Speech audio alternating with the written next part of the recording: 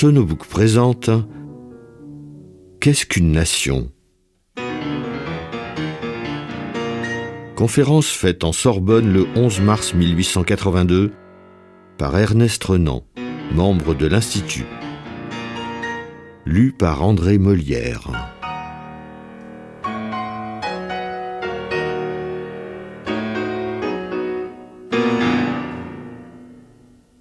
Je me propose d'analyser avec vous une idée, claire en apparence, mais qui prête au plus grave malentendu. Les formes de la société humaine sont des plus variées. Les grandes agglomérations d'hommes à la façon de la Chine, de l'Égypte, de la plus ancienne Babylonie, la tribu à la façon des Hébreux, des Arabes, la cité à la façon d'Athènes et de Sparte, les réunions de pays divers à la manière de l'Empire achéménide, de l'Empire romain, de l'Empire carlovingien, les communautés sans patrie maintenues par le lien religieux comme sont celles des Israélites, des Parsis, les nations comme la France, l'Angleterre et la plupart des modernes autonomies européennes, les confédérations à la façon de la Suisse, de l'Amérique, des parentés comme celles que la race, ou plutôt la langue, établie entre les Germains, les Slaves.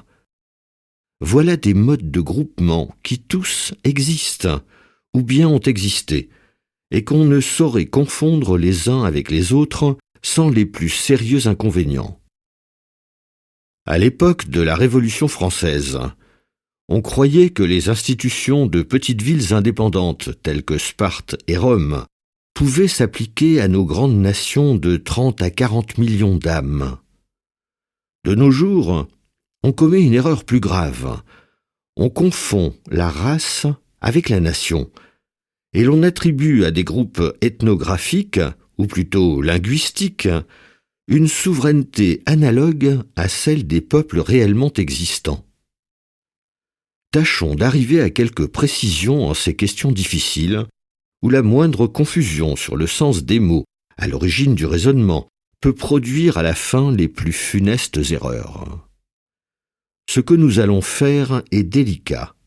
C'est presque de la vivisection. Nous allons traiter les vivants comme d'ordinaire on traite les morts. Nous y mettrons la froideur et l'impartialité les plus absolues.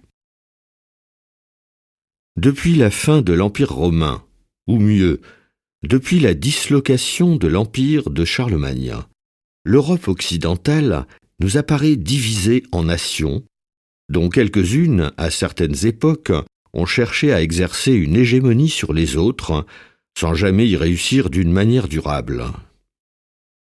Ce que n'ont pu Charles Quint, Louis XIV, Napoléon Ier, personne probablement ne le pourra dans l'avenir. L'établissement d'un nouvel empire romain ou d'un nouvel empire de Charlemagne est devenu une impossibilité. La division de l'Europe est trop grande pour qu'une tentative de domination universelle ne provoque pas très vite une coalition qui fasse rentrer la nation ambitieuse dans ses bornes naturelles. Une sorte d'équilibre est établi pour longtemps. La France, l'Angleterre, l'Allemagne, la Russie seront encore dans des centaines d'années, et malgré les aventures qu'elles auront courues, des individualités historiques, les pièces essentielles d'un damier dont les cases varient sans cesse, mais ne se confondent jamais tout à fait. Les nations, entendues de cette manière, sont quelque chose d'assez nouveau dans l'histoire. L'Antiquité ne les connut pas. L'Égypte, la Chine, l'antique Chaldée ne furent à aucun degré des nations. C'étaient des troupeaux menés par un fils du soleil ou un fils du ciel. Il n'y eut pas de citoyens égyptiens, pas plus qu'il n'y a de citoyens chinois. L'Antiquité classique eut des républiques et des royautés municipales, des confédérations de républiques locales, des empires. Elle n'eut guère la nation au sens où nous la comprenons.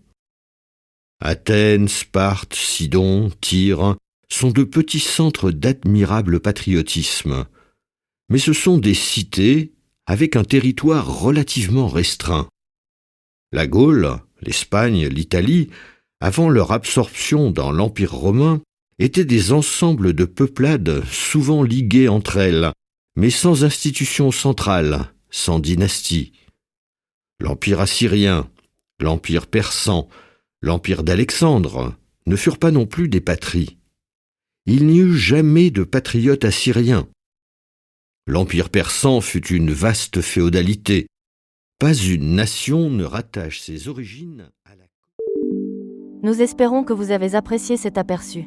Pour continuer à écouter ce livre audio sur Google Play Livres, utilisez le lien dans la description de la vidéo.